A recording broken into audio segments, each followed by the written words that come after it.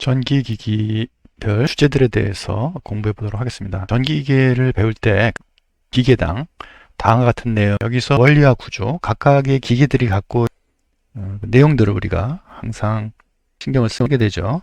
어떠한 내용들이 부품들이겠죠. 그다음에 그런 것들이 어떻게 또한 원리로 동작되는가를 갖다가 공부하게 됩니다.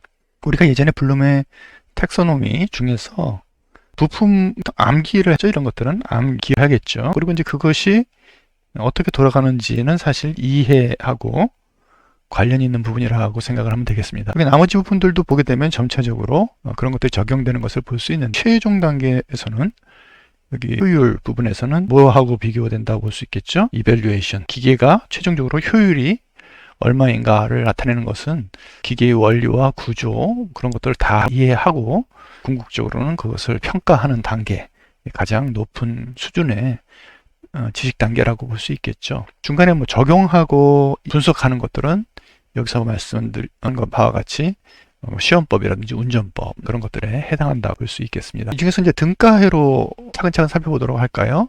이제 특히 등가회로 같은 것들은 우리가 다음과 같이 볼 수가 있겠죠. 우리가 회로를 보통 다루면은 다음과 같은 이제 회로를 전기기기를 보게 됩니다. 이 전기기기 지금 현재 내용을 보시게 되면은 제가 움직이면서 설명을 해보겠습니다. 전류가 이렇게 들어가서 정류자를 브러쉬를 거쳐서 정류자로 들어간 다음에 여기는 권선들을 따라서 이렇게 전류가 흐르고 반대쪽 정류자 편으로 나와서 브러쉬를 통해 가지고 전류가 흐르게 되다. 이거 하나의 회로죠. 하나의 회로고 지금 여기는 N극, S극으로 직류기의 모양이 타여자 영구자석으로 되어 있지만 일반적으로 이걸 코일로 해서 전자석으로 하는 경우도 있습니다. 그럴 경우에 우리가 이것의 등가 회로를 다음과 같이 표시할 수 있죠. 한번 또 볼까요? 제가 가리키는 선을 따라서 한번 보시기 바랍니다. 아까 한쪽에서 들어가서 이것이 브러쉬를 통하고 정류자를 통해서 들어간 다음에 다른 쪽으로 나와서 선을 따라서 들어가게 되죠.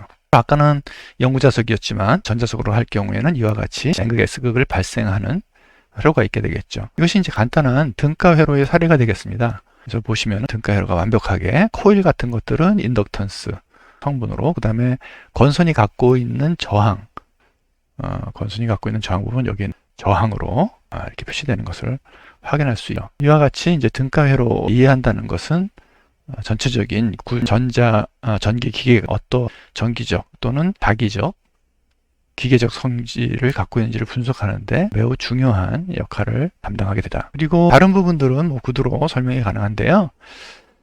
특성 곡선, 우리가 보통 보게 되면은 특성 곡선을 다룰 때는 우리가 발전기 같은 경우에는 출력의 전압, 어떤 것들이 관심 있겠어요? 전압, 그 다음에 부하나 또는 계좌에 흐르는, 전동기의 경우에는 출력되는 또는 토크, 이런 내용들이 관심이 있겠죠. 그래서 그런 것들이 부하 상황, 이 변함에 따라서 어떠한 특성을 갖게 되느냐 하는 것들을 우리가 관심 있게 조사해야 되겠죠. 그리고 이런 파라미터, 이런 것들이 결과적으로 뭐에서 결정되냐, 기계적 상황, 자기적 상황과 우리가 일반적으로 알고 있는 코일 성분, 저항성분 이런 것들하고 관계가 돼서 나타납니다. 그런 것들을 이해하기 위해서는 이 파라미터를 구하기 위해서 또는 손실들을 측정하기 위해서 어떤 시험을 해야겠죠. 시험법이 중요하게 된 거고요. 그 다음에 운전을 하려면은 어떻게 동작을 시켜야지 이것을 운전할 수 있다. 뭐 그런 것들을 확인하게 되겠죠. 그리고 최종적으로 아까 얘기한 것처럼 효율에 대한 내용도 다루게 되겠습니다. 효율 부분은 어떻습니까? 효율은 지금 보게 되면은 결과적으로 우리가 기계를 갖다가 뭐 여러 가지 동작 특성과 부품과 원리 다 이해합니다. 근데 이 기계가 갖고 있는 전기 기계가 갖고 있는 본체에다가 우리가 입력을 가하게 되겠죠. 입력을 가하게 되면은 이것이 이제 출력을 내게 됩니다. 물론 이 출력은 이때 발전기나 전동기에 따라서 다르겠어요. 발전기의 경우에는 출력이 이제 전기적인 출력이 되는 것이고요. 그 다음에 이것은 기계적인 입력이 되는 것이죠. 이게 원동기 입력하는 바니까요. 입력하는 것이 출력으로 다 되지가 않고 사실 기기 자체 내에서 이제 손실이 발생하죠. 최종적으로 우리가 이밸류에이션 하는 단계에서는 입력되는 에너지가 얼마인데 얼마가 실제적으로 우리가 원하는 대로 출력이 되었느냐 를 갖다 측정하게 됩니다. 발전기의 경우고요.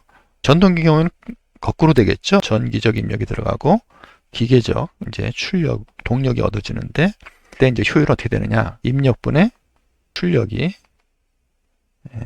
우리가 수치화로 나타낸 효율의 개념이 되겠습니다. 물론 입력은 손실로 되는 거니까 아래쪽 입력을 출력 플러스 손실 이런 하는 것도 가능하죠. 표시하는 것도. 네, 이런 부분들은 이제 각각의 기기에 대해서 주어진 상황에서 어떤 종류의 손실이 따져서 이런 것들을 얘기하게 될 것입니다. 그리고 손실의 종류도 보게 되면은 손실도 여러 가지 종류가 건선을 하니까 건선에서 발생하는 저항, 동손. 그 다음에 자기적인 성질을 이용하기 위해서 우리가 자기 회로를 구성해서 운전을 하죠. 그러니까 자기에서 발생하는 철 손실. 그 다음에 뭐 마찰손이나 풍손 등 기계적인 회전손 그런 것들이 발생하는 이제 기계손. 이런 식으로 대충 목동그려서 손실을 생각할 수가 있는데요. 강론은 우리가 나중에 수업을 진행하면서 각각 기계마다 내용을 보면서 진행하게 되겠습니다. 최종적으로 여러분들이 이제 요 기사시험 내용을 한번 보시기 바랍니다. 여러분들 들으는 목적 중에 기사시험 준비도 크겠죠. 기사시험을 관련도 출제되는 범위의 내용들을 쭉 얘기하고 있습니다. 여기서 보시게 되면 지금 설명한 그런 내용들이 많이 언급이 되어 있는 것을 확인할 수가 있고요. 개요에서도 보게 되는 전기기기 개요에서도 보게 되면은 전기기 순서를 따라서 보시게 되면은 동작 원리, 운전, 실험법, 그다음에 효율 이런 것들이 반복적으로 나오는 것을 확인하실 수가 있습니다.